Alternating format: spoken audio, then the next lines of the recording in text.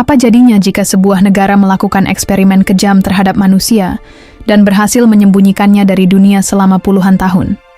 Sebuah proyek rahasia yang melibatkan penyiksaan, kematian, dan eksperimen biologi paling brutal dalam sejarah. Ini bukan film fiksi, tapi kenyataan kelam yang terjadi di balik dinding Unit 731 Jepang. Fakta-fakta mengerikan ini akan membuat Anda tercengang. Di balik keheningan kota Harbin, Manchuria, terdapat sebuah fasilitas yang pada masa Perang Dunia II menjadi saksi bisu dari sebuah proyek rahasia milik tentara Kekaisaran Jepang. Fasilitas ini dikenal dengan nama Unit 731, sebuah bagian dari program penelitian yang diklaim bertujuan untuk mengembangkan ilmu pengetahuan dan teknologi di bidang kesehatan serta pertahanan militer. Unit ini dipimpin oleh seorang ilmuwan ambisius bernama Shiro Ishii, yang memiliki visi besar dalam menciptakan metode pertahanan biologis.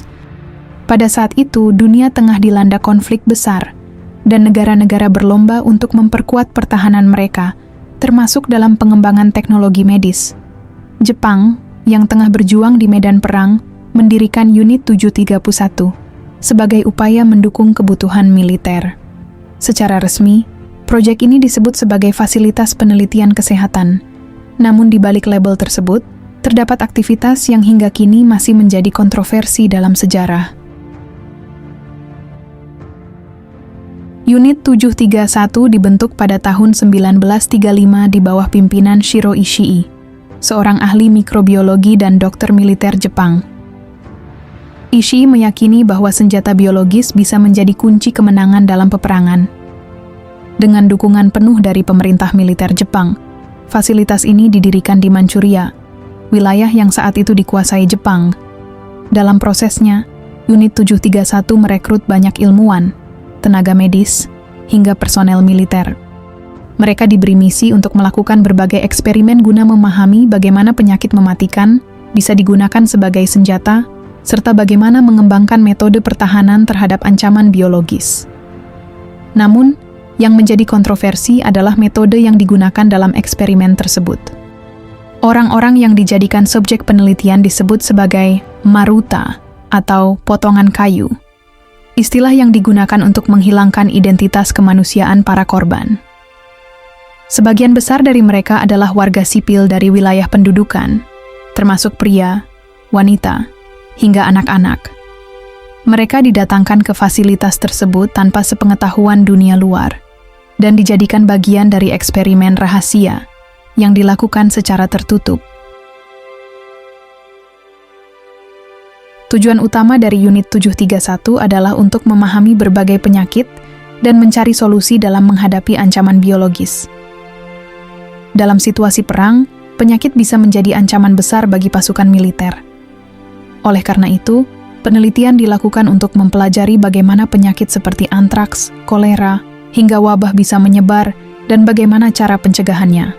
Selain itu, mereka juga ingin mengembangkan metode pertahanan terhadap senjata biologis yang mungkin digunakan oleh musuh. Namun, penelitian tersebut dilakukan dengan metode yang pada masa kini sudah tidak lagi diterima oleh dunia ilmiah dan bertentangan dengan prinsip kemanusiaan. Pada masanya, penelitian seperti ini dianggap penting untuk kelangsungan pertahanan negara. Namun, dampaknya menimbulkan pertanyaan etis yang besar di kemudian hari. Banyak aspek dalam penelitian ini yang akhirnya menjadi perdebatan, baik dari segi hasil maupun metode yang digunakan. Dalam menjalankan proyeknya, Unit 731 melakukan berbagai jenis penelitian, terutama yang berkaitan dengan pengembangan vaksin, pengobatan, dan ketahanan tubuh manusia. Penelitian ini mencakup berbagai aspek medis dan biologis yang bertujuan untuk meningkatkan pemahaman tentang bagaimana tubuh manusia bereaksi terhadap berbagai penyakit dan kondisi ekstrim. Beberapa eksperimen dilakukan untuk mengetahui reaksi tubuh terhadap infeksi bakteri dan virus, serta bagaimana sistem imun bekerja dalam melawan agen-agen patogen tersebut. Selain itu, penelitian juga difokuskan pada pengembangan vaksin yang diharapkan dapat mencegah penyebaran penyakit menular di kalangan militer dan masyarakat umum. Selain itu, penelitian juga dilakukan untuk memahami bagaimana tubuh manusia bisa bertahan dalam kondisi ekstrim seperti suhu dingin, tekanan udara rendah, dan kekurangan oksigen. Eksperimen-eksperimen ini bertujuan untuk mengetahui batas kemampuan fisik manusia serta mencari cara untuk meningkatkan daya tahan tubuh dalam menghadapi kondisi lingkungan yang keras. Tujuan utama dari pengujian ini adalah untuk mempersiapkan tentara Jepang agar lebih siap menghadapi tantangan di berbagai medan pertempuran, termasuk wilayah dengan iklim yang ekstrim dan lingkungan yang tidak bersahabat. Di samping itu, pengembangan alat kesehatan dan metode pengobatan darurat juga menjadi bagian dari proyek ini. Para peneliti berupaya menciptakan peralatan medis yang dapat digunakan di lapangan, serta merancang prosedur pengobatan yang cepat dan efektif untuk situasi darurat. Hal ini bertujuan untuk meminimalkan korban di pihak militer dan memastikan bahwa tentara yang terluka dapat segera mendapatkan penanganan yang memadai. Penelitian ini mencakup teknik pembedahan darurat, metode pengobatan infeksi, serta cara-cara untuk mengatasi luka akibat pertempuran. Namun, yang menjadi sorotan hingga kini adalah bagaimana metode eksperimen dilakukan. Banyak prosedur yang, jika dilihat dari sudut pandang masa kini, menimbulkan kontroversi dan pertanyaan besar mengenai etika. Eksperimen dilakukan tanpa persetujuan sukarela dan seringkali melibatkan penderitaan yang besar bagi subjek uji. Praktik-praktik ini menuai kritik tajam karena melanggar prinsip-prinsip kemanusiaan dan etika medis. Perlakuan terhadap subjek eksperimen mencerminkan kurangnya penghormatan terhadap hak asasi manusia yang pada akhirnya menimbulkan kecaman dari berbagai pihak di seluruh dunia. Kontroversi ini menjadi catatan kelam dalam sejarah penelitian medis dan mengingatkan pentingnya penerapan prinsip etika dalam setiap kegiatan ilmiah. Proyek ini dipimpin oleh Shiro Ishii, seorang ilmuwan yang memiliki pengaruh besar di lingkungan militer Jepang.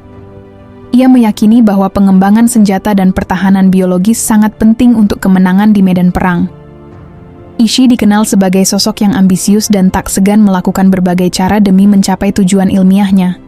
Ia mengumpulkan tim yang terdiri dari para ilmuwan, tenaga medis, dan personel militer yang siap menjalankan proyek besar ini. Dukungan dari pihak militer dan pemerintah Jepang menjadikan Unit 731 sebagai salah satu proyek rahasia terbesar pada masa itu. Banyak dari para peneliti yang terlibat percaya bahwa apa yang mereka lakukan adalah demi kejayaan negara. Namun, di balik itu semua, metode yang digunakan menjadi warisan sejarah yang kelam. Menjelang akhir Perang Dunia Kedua, ketika Jepang mulai mengalami kekalahan, proyek Unit 731 berakhir. Namun, bukan hanya proyeknya yang dihentikan, tetapi juga upaya untuk menghapus semua jejak yang pernah ada. Fasilitas yang digunakan untuk penelitian dihancurkan, dan berbagai dokumen penting dimusnahkan, agar rahasia yang ada tidak jatuh ke tangan pihak lain. Yang menarik, setelah perang berakhir, banyak ilmuwan yang terlibat di Unit 731 justru mendapat perlindungan dan bahkan posisi strategis di dunia medis Jepang. Beberapa di antara mereka dilaporkan memberikan data penelitian kepada pihak sekutu sebagai bagian dari kesepakatan rahasia. Misteri mengenai apa yang benar-benar terjadi di balik dinding Unit 731 pun terus menjadi bahan perdebatan hingga hari ini. Sejarah tentang Unit 731 menjadi pengingat bagi kita semua bahwa dalam perkembangan ilmu pengetahuan, etika dan kemanusiaan tidak boleh diabaikan. Di masa kini, dunia ilmiah telah berkembang dengan menempatkan etika sebagai bagian yang tidak terpisahkan dalam setiap penelitian. Sejarah kelam seperti ini mengajarkan kita pentingnya mempertimbangkan dampak dari setiap langkah yang diambil, terutama yang berhubungan dengan kehidupan manusia. Kisah Unit 731 juga menjadi pengingat bahwa sejarah, seberapa kelam pun, harus tetap diungkap dan dipelajari. Dengan mengetahui sejarah, kita bisa mencegah kesalahan serupa di masa depan. Penelitian dan ilmu pengetahuan memang penting, tapi tidak ada yang lebih penting daripada menjunjung tinggi nilai-nilai kemanusiaan. Jika video ini memberikan Anda wawasan baru tentang sejarah yang jarang diungkap, jangan lupa untuk klik like, subscribe, dan aktifkan lonceng notifikasi agar tidak ketinggalan konten menarik lainnya.